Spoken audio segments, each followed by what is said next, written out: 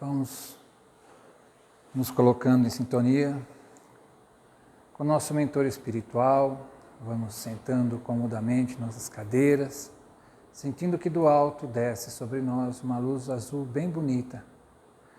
E vamos sintonizando com esse nosso companheiro, nos abraçando com ele, cumprimentando, pedindo que ele nos ampare e nos sustente durante toda essa nossa encarnação. Vamos vibrando pelo mentor, cumprimentando o mentor do nosso companheiro da direita, da esquerda, formando assim um elo de muita paz, harmonia, fraternidade. Vamos vibrando, vamos cumprimentando todos aqueles que trabalham nas equipes de higienização e limpeza, pedindo a eles que percorram a nossa casa, limpando, higienizando, removendo placas, miasmas, formas de pensamento, retirando daqui toda e qualquer negatividade, deixando aqui energias positivas, renovadoras, regeneradoras, criativas.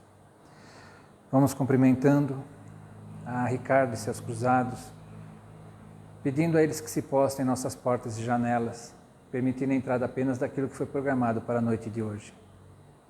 Vamos cumprimentando as veneráveis do espaço, Azim, Ramatiz, Hilarion, Dr. Bezerra de Menezes, Emmanuel, Eurípides, Sheila, Memei e todas as fraternidades aqui presentes.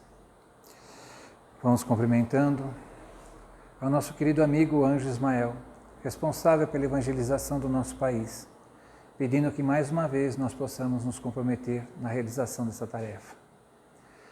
Vamos cumprimentando a nossa querida irmã Maria de Magdala, exemplo maior de abnegação e reforma íntima, pedindo que ela leve nosso abraço a todos os apóstolos.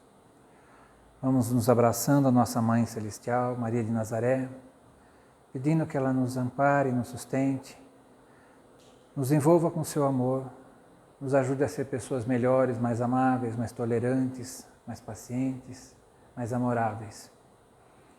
E assim vamos dirigindo ao nosso irmão maior Jesus, agradecendo ao Mestre pelos seus ensinamentos, pelos seus exemplos, pedindo que nós possamos vivenciar o seu Evangelho no nosso dia a dia. E assim vamos nos dirigindo ao nosso Pai Celestial, agradecendo por todas as bênçãos que nos tem dado, por todas as dificuldades por que passamos, por todas as oportunidades de aprendizado que nos são ofertadas.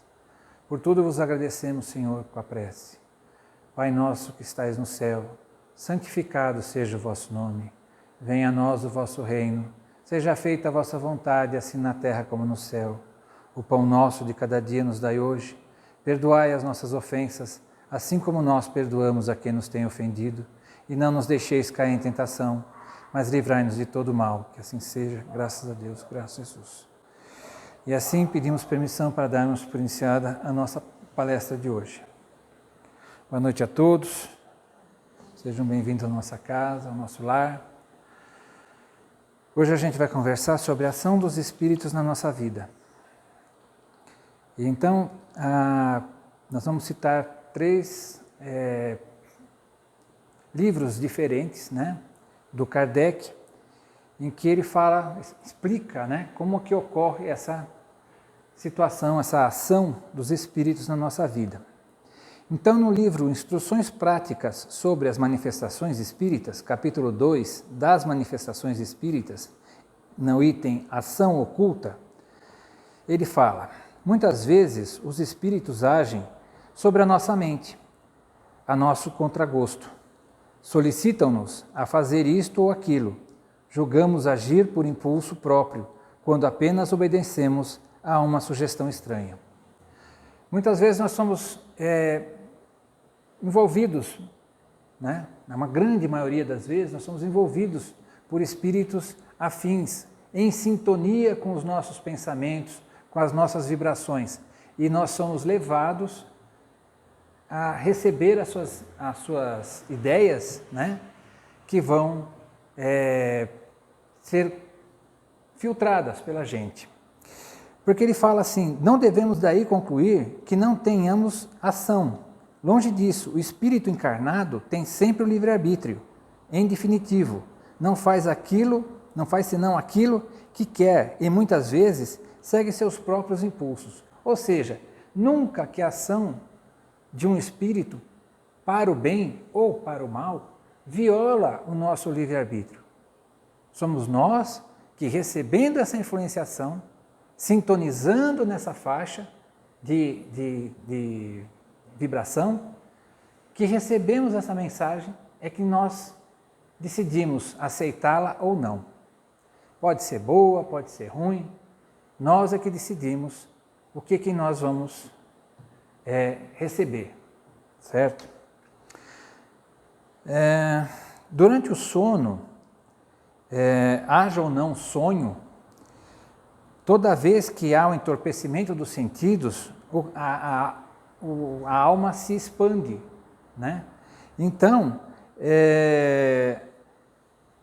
o que acontece? Nós temos a comunicação com os outros espíritos, como quem visita a casa de um vizinho. A gente, durante o sono, ou mesmo durante a vigília, quando a gente está num certo torpor, a gente expande o nosso perispírito e nós vamos visitar esses nossos companheiros espirituais. Se nós estamos numa vibração adequada, nos preparamos antes de dormir com uma prece, tentamos nos ligar ao nosso mentor espiritual, nós estaremos acompanhados dele, certo? Agora, se não fizermos isso, simplesmente deitarmos a cabeça no travesseiro e não nos ligarmos no nosso mentor espiritual, poderá ocorrer da gente encontrar as pessoas que não gostam muito da gente, que estão lá do outro lado, e vão nos levar, ou que acham que gostam da gente, e vão nos levar para locais de bagunça, de badernas, de medo, de locais aterrorizantes, em que nós voltamos fugindo, tremendo. Por quê? Porque a gente foi impactado com aquelas vibrações, porque nós demos sintonia para aquele tipo de energia. Então, na verdade, assim se estabelece entre eles, né, os espíritos, uma espécie de conversação entre o nosso espírito e nós, espírito, e o espírito que está se aproximando da gente para dar uma influenciação. E essa comunicação, o que é? Uma troca de ideias. O espírito, ele não conversa com o pulmão. Ele emite as ideias dele, emite o que ele acha, o que ele quer, através das ideias, do pensamento. E a influência do espírito estranho não é um domínio, a gente não está sob o domínio dele, mas é uma espécie de conselho dado à nossa alma, o qual pode ser mais ou menos acertado conforme a natureza do espírito, sendo a alma livre e aceitá-lo ou não. Então, nunca que isso ofere o nosso livre-arbítrio. Então, quando a gente acorda de um pesadelo, né, o que a gente tem que fazer? Ir lá tomar um leite quente, um calmante, alguma coisa assim? Não, faça uma prece. Peça a Deus que ilumine esses espíritos que te influenciaram, que te impactaram, que te deixaram naquele estado que chega a ser um tremor, né? Uma situação como se você tivesse tomado um susto muito grande. Pede por eles e volta a dormir. Você não volta para o pesadelo, porque você mudou a sintonia, você mudou a frequência em que você estava para você poder adormecer. Se tivesse feito isso antes de adormecer, com certeza você não teria tido o pesadelo, não teria tido a ida a um bar, a uma coisa no plano espiritual, certo? Bom, por isso que se diz, né, que a noite traz o seu conselho. Quando a gente dorme e a gente se prepara para encontrar o mentor, para estar envolvido nessa energia, é mais fácil para ele nos levar para uns locais que vão encontrar as pessoas que gostam da gente. As pessoas que vão nos auxiliar através da intuição para que nós tomemos a decisão correta. Eu fico aqui, eu me mudo. Eu vou para a direita ou vou para a esquerda? Como é que eu vou agir amanhã no meu serviço? Como é que eu vou falar tal coisa? Porque eu preciso transmitir essa ideia, mas eu não quero que a pessoa me receba com prevenção, com agressão, certo? Com preconceito. Então, os espíritos nos ajudam o tempo inteiro. Diz, né, a história que o cientista que descobriu a dupla hélice do DNA, ele estava simulando os vários detalhes, as várias maneiras, e não dava certo, e não dava certo, e não dava certo. Até que ele teve um sonho em que ele estava subindo nessa escada espiral e ele via as peças se juntando e ele subindo essa escada em espiral. E aí quando ele acordou, ele falou assim, mas e se fosse uma dupla hélice? E se tivesse uma ligação desse jeito? Não é uma mensagem direta, ó, faz isso, olha, toma tal remédio, ó, vira à direita, ó, vira à esquerda. É uma intuição do que você deve fazer. E você que tem que interpretar aquilo, e você, através do uso do seu livre-arbítrio, decidir-se por fazer. Tá? O livro dos médiuns, ele, na segunda parte das manifestações espíritas, capítulo 1, ele fala assim da ação dos espíritos sobre a matéria. Então, no item 58 fala, a natureza íntima do espírito, propriamente dito, isto é, do ser pensante, apenas pelos seus atos ele se revela, e seus atos não podem impressionar os sentidos, a não ser por um intermediário material. O que isso quer dizer? Que eles não conseguem falar com a gente de espírito para espírito. Eles precisam do intermediário material. Esse intermediário material é o perispírito. Os espíritos desencarnados têm perispírito e os espíritos encarnados, as almas, têm perispírito. O perispírito é que vai ser esse intermediário que vai fazer essa comunicação, porque ele expande o perispírito dele e se mistura dentro dos centros de comunicação do espírito, da fala, da vidência, da audição, e passa as ideias dele, certo? E passa aquilo que ele precisa. Então, se ele precisar movimentar alguma coisa, um espírito, vai. Naquele filme Ghost, o cara ficava lá ensinando como é que levantava a moeda, né? E até que ele aprende como é que faz para movimentar a moeda. Só que o espírito, ele precisa de uma coisa que ele não tem, né? É fazer uma movimentação de uma energia que no livro dos Espíritos ele chama de fluido cósmico universal. Então ele precisa entender como fazer essa manifestação, como movimentar isso daí. E ele faz, os seus atos não podem impressionar o sentido. Então, o que ele faz? Ele precisa, pois, da matéria para atuar sobre a matéria. Se eu precisasse movimentar um copo, eu preciso da matéria para movimentar o copo. Se o espírito vai fazer uma movimentação desse copo, ele precisa de ter uma matéria para fazer isso daí. Então o que ele faz? Ele pega uma emanação do espírito, do médium que estiver por perto, envolve esse copo com essa energia e desloca o copo.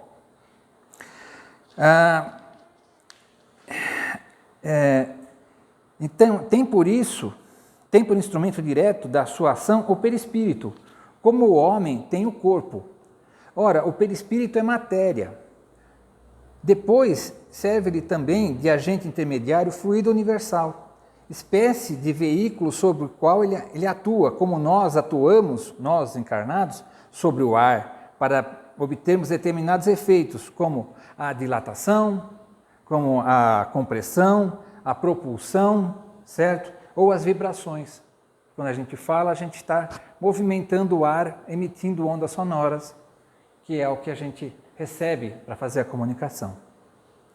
Considerada desse modo, facilmente se concebe a ação dos espíritos sobre a matéria. Compreende-se desde então que todos os efeitos que daí resultam cabem na ordem dos efeitos naturais e não tem nada de maravilhoso. Então, quando eu comecei no Espiritismo, tinham duas gêmeas que faziam mocidade espírita comigo. E elas, de repente, foram parar no grupo espírita. Por quê? Porque, de repente, na casa delas, começou a movimentar um quadro. Um quadro ficava andando lá pela parede. Não era filme do Harry Potter, então aquilo tinha que ser outra coisa. E elas foram procurar o que era dentro do Espiritismo. Se tivesse ido em outras religiões, teria outra abordagem, certo? Mas dentro do Espiritismo se esclarece que não há o sobrenatural, não há fantasma. O que há é uma ação de um espírito. E para que ele estava fazendo essa manifestação tão ostensiva, tão declarada? Por que precisou desse tipo de coisa? Por causa da resistência da família em ir frequentar um centro espírita. Quando eles encontraram esse tipo de manifestação, o susto foi tão grande que eles resolveram procurar um centro espírita. E aí começaram a se entender e isso nunca mais aconteceu, porque não precisava mais. Os fenômenos materiais são cada vez mais raros. Por quê? Porque nós não estamos mais precisando de comprovações de que existe o plano espiritual. Nós precisamos entender melhor o plano espiritual, entender melhor o como nós somos influenciados, bem ou mal, e como nós precisamos agir para melhorar a nossa situação quando a gente voltar para o plano espiritual.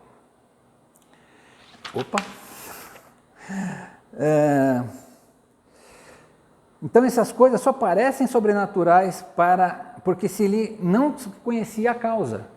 Hoje já se sabe, tem universidade, uma universidade de Duke nos Estados Unidos, que faz experiências de parapsicologia.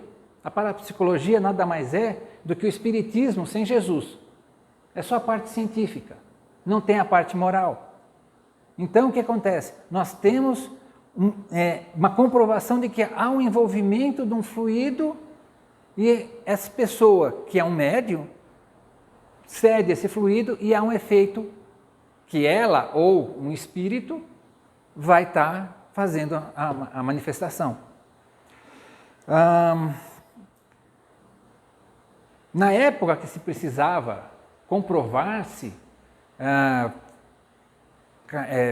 com incorporações, né, com materializações a existência dos espíritos, até o Chico Xavier fazia materialização. Mas ele desgastava muito o organismo dele e isso não era bom para ele. Ele estava encurtando o tempo de permanência dele aqui.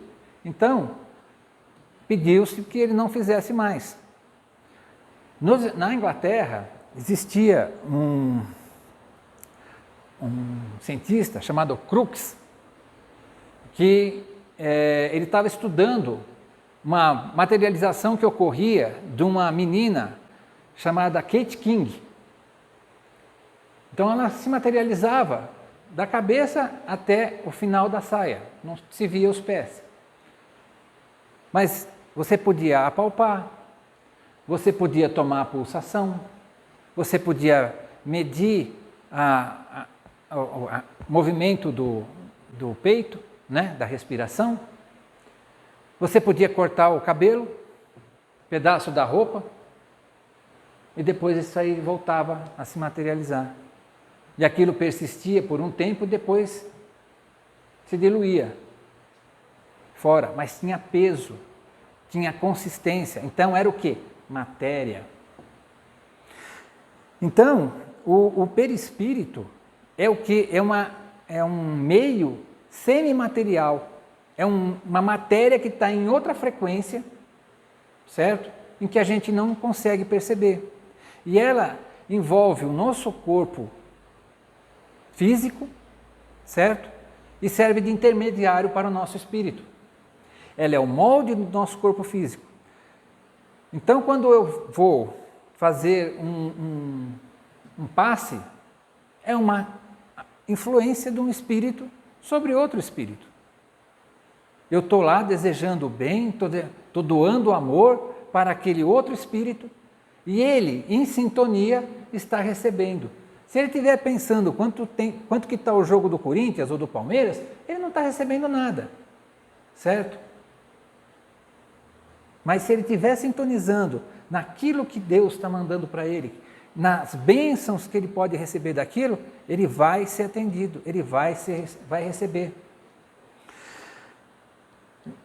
Logicamente, conforme os seus méritos, né? Porque as pessoas precisam, às vezes, passar por certas coisas e elas perduram por um tempo necessário a que nós possamos aprender com aquele sofrimento. Então, o Espiritismo desmistifica essa parte da ação do Espírito desencarnado sobre a nossa vida. Não é nada maravilhoso, não é um fantasma, não é uma assombração, não é um poltergeist. O que é o poltergeist? É você estar num local e de repente começa a chover pedra ou bateção dentro da parede. Isso é manifestação espiritual. Compreendendo isso daí, você procurando quem é que está sendo o fornecedor do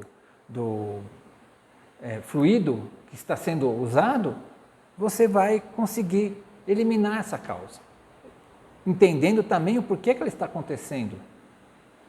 Os bons espíritos não permitem que nada disso ocorra sem a nossa necessidade e a nossa concordância. Porque nós precisamos aprender. Então, essa influência, esses fenômenos, ocorrem na casa da gente também. Às vezes você acabou de colocar uma chave ali, e você vai um passo para frente e volta, cadê a chave? Você não acha a chave. Todo mundo procura a abençoada da chave, ninguém acha a chave. Aí tem gente que manda pular para São Longuinho, que tem outros que enterram uma faca na terra, fazem um monte de, o quê? Superstição. E aí, o espírito galhofeiro, brincalhão, que fez isso, ele sai rolando de dar risada. E aí, mostra a chave, e você fala, estava aqui, como é que eu não encontrei esse negócio? Por quê? Porque ele envolveu numa outra energia e você não viu mais porque não estava mais na frequência visível. Certo? Isso aí pode durar de minutos até meses, anos, certo? Aí de repente um dia, quando você não quer mais nada com aquilo lá está ali, aparece na sua frente. Isso aí também é influenciação. É para ver como você vai reagir, você vai entrar em desespero, você vai se dobrar à superstição, você vai se render a uma irritação, certo? Então, para isso que essas coisas acontecem. No livro A Gênese, Os Milagres e as Predições segundo o Espiritismo, Os Milagres, capítulo 14, em Os Fluidos, a natureza e propriedade dos fluidos, ação dos espíritos sobre os fluidos, criação fluídica, no item fotografia do pensamento, no item 14 está escrito assim: os espíritos atuam sobre os fluidos espirituais, não mantendo-os como os homens, não manipulando-os como os homens manipulam os gases, mas empregando o pensamento e a vontade. Não é uma manipulação de energia, que ele chama aqui de fluido, né? Que como se a gente estivesse mexendo com gás, que a gente vai colocar numa bexiga e vai comprimir, ou vai expandir. Não, é pelo pensamento. Com a força do pensamento, as coisas vão se materializando. Então, as coisas às vezes acontecem com a gente para nos chamar. Como eu já falei do caso das duas irmãs, também tem o caso de outro rapaz que, bem jovenzinho, começou ficando com uma doença de pele muito grande, né? Que antigamente a gente chamava de cobreiro, né? E estava muito alastrado. E aí o que aconteceu? Procurou médicos, procurou especialistas e nada resolvia. Aí, num momento de desespero, resolveu-se procurar um centro espírita. Aí, nesse centro espírita, foi dado passe. E aquilo que não tinha solução médica, que nada, o remédio nenhum fazia efeito, de repente, em 3 semanas estava resolvido. Mas por que isso aconteceu?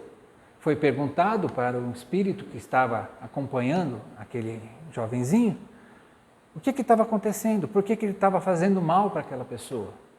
Ele falou, não, mas eu não estou fazendo mal, eu gosto muito dessa pessoa. É que ele me chamou e eu vim. A pessoa pensava num parente que já tinha desencarnado, certo?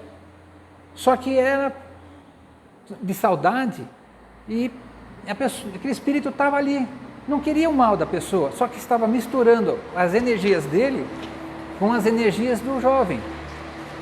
E aí estava causando um problema. Mas por que deixaram isso acontecer? Coitado do jovem, coitado do espírito que também não queria mal e estava fazendo o mal. Não foi castigado por isso, só foi orientado para não se aproximar tão rápido. Foi para aquela pessoa poder descobrir o Espiritismo, conhecer a doutrina. E levou ainda mais 20 anos para ele encontrar a doutrina espírita no verdadeiro significado dela, na ação. Porque a doutrina espírita não é apenas conhecimento, a doutrina espírita não é apenas uma palestra, a doutrina espírita não é apenas um passe.